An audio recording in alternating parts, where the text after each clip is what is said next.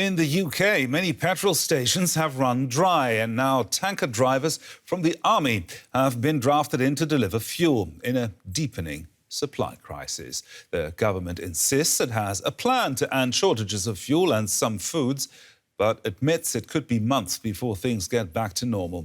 Critics blame the shortage of drivers and the ensuing chaos on Brexit. For businesses like the one you're about to see, it's a disaster. Well, unfortunately, these trucks are all idle. And Haulier David Zacchea points to all the trucks he's had to take off the road. He can't hire enough drivers to run them. Well, we've got approximately, for the whole fleet, about 20 off the road at the moment, 20 trucks off the road, which is a huge cost for us, as you can imagine.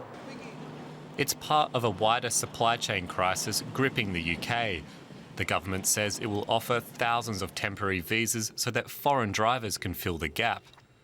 But business owners say that's like throwing a drop of water on a bonfire.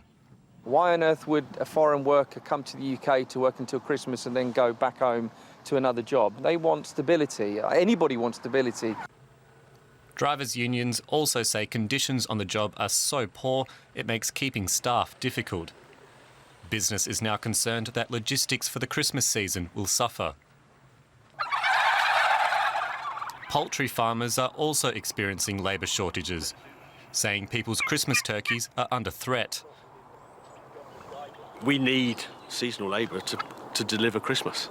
We told them, if you don't give us the people to pack the turkeys as an industry, we won't deliver Christmas. Prime Minister Boris Johnson is trying to promote a sense of calm, saying it was all part of the plan for post-Brexit Britain. When people voted for change in 2016 and when people voted for change again in 2019, as they did, they voted for the end of a broken model of the UK economy that relied on low wages and low skill and chronic low productivity. And we're moving away from that. But it's doing little to soothe nerves. Fears of shortages have led to panic buying at petrol stations. Many retailers say fuel levels are critically low. From Monday, the army is to take over part of the supply chain to secure fuel supplies. Well, let's cross over to London, where DW correspondent Charlotte Chelson-Pill is standing by for us. Charlotte, you are at a gas station out in the streets of London. How bad is it?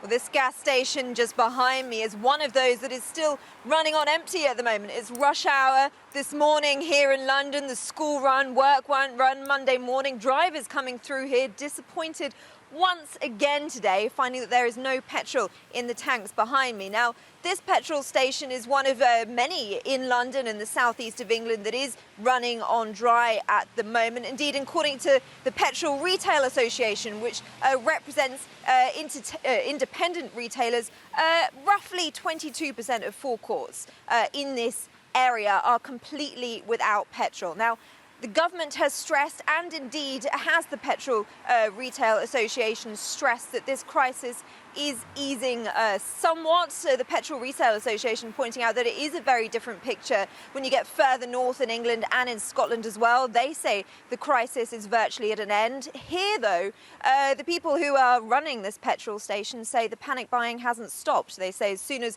a tanker comes in with petrol, it goes within hours. They say they're selling at a far faster rate when they do get those supplies than usual. So now the army is being drafted in to help out.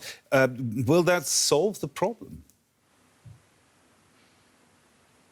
That's right. As of today, 200 military personnel are being deployed to ease the crisis. 100 of those will be driving the tanks to try and get fuel into stations like the one just behind me. Now, the Petrol Retail Association's welcomed this move, but they've pointed out that it's not going to alleviate it entirely.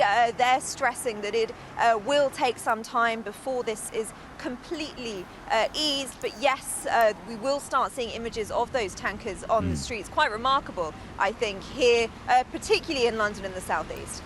Well, in our report, we just heard Boris Johnson say that Brexit wasn't really to blame. The British voted out an economic model that wasn't good anymore. I mean, but they didn't vote for this, did they?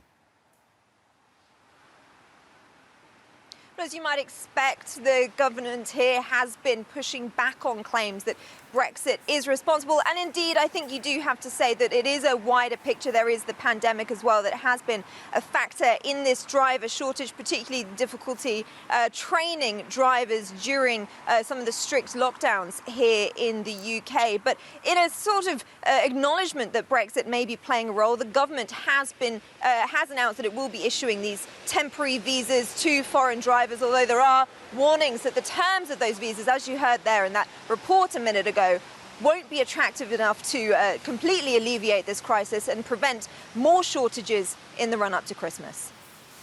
DW correspondent Charlotte Shelton-Pill in London there for us. Thank you, Charlotte.